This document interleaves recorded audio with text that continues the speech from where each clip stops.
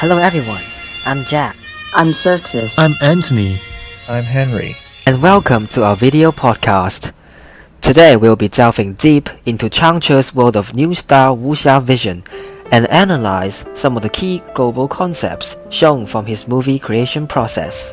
Since we are talking about Changche, what better way to introduce his style of films than discussing his iconic movie, the new One-Armed Swordsman?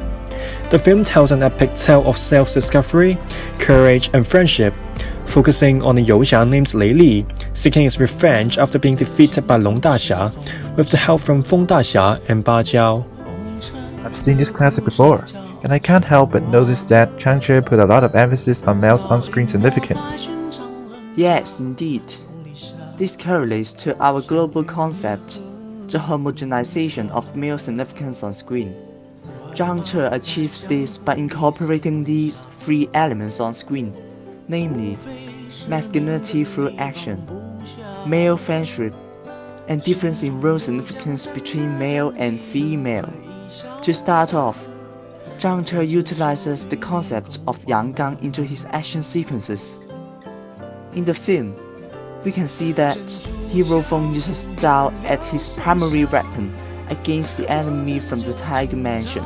This prop in itself is massive in appearance, rough, and lethal in action, creating the Yanggang outlook of a male with decisiveness and courage. This, along with the knight-errant personality shown by Hero Feng, sculpts a masculine and significant character to the whole story.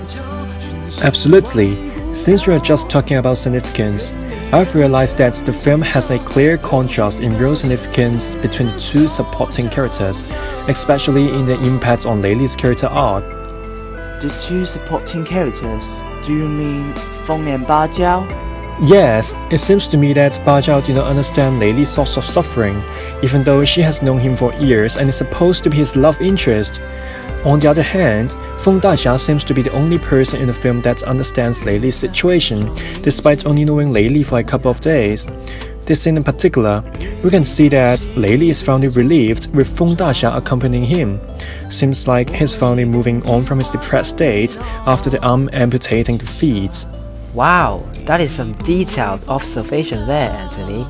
And it actually reminded me of the shift in female significance in movies during the early 1970s in Hong Kong. Oh yeah, I remember my grandma told me once that Hong Kong movies in the 1960s are female dominant. Females even played male parts. What caused the sudden change?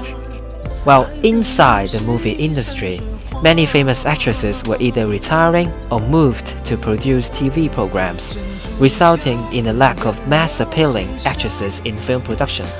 Outside of the film industry, the political scene was heating up, plus the infusion of Hollywood cinema and Japanese manga really changed the demographic of moviegoers and increased the demand for violence, action, and masculinity. This inevitably led to the rise of male stars and homogenization of the male significance at the early 1970s. Oh, I see. This explains why females started to play the supporting roles instead of the leading roles. Also, if we look at this scene at a tavern from a cinematic technique point of view, Changche is actually emphasizing bromance over romance. And that leads us to the third and final point. How so? The director used graphic match by arranging consecutive cuts of back-to-back over-the-shoulder shots as well as close-up shots, which show the similarity between Feng and Lei Li. The multiple synchronous actions also implies the strong bonding, chemistry, as well as understanding between the two characters. And in terms of shot framing, Feng and Lei Li are constantly in the foreground and at the center, while Ba Jiao is in the background, and either at the edge of the frame or out of frame. This once again proves that the director wanted to manifest deep male friendship on screen. Well, I'm afraid that we're running out of time. Thank you for listening. And hopefully after today's podcast on the new One-Armed Swordsman, we have inspired you to revisit this classic wuxia masterpiece with a brand new mindset and a global perspective. See you next time. Goodbye!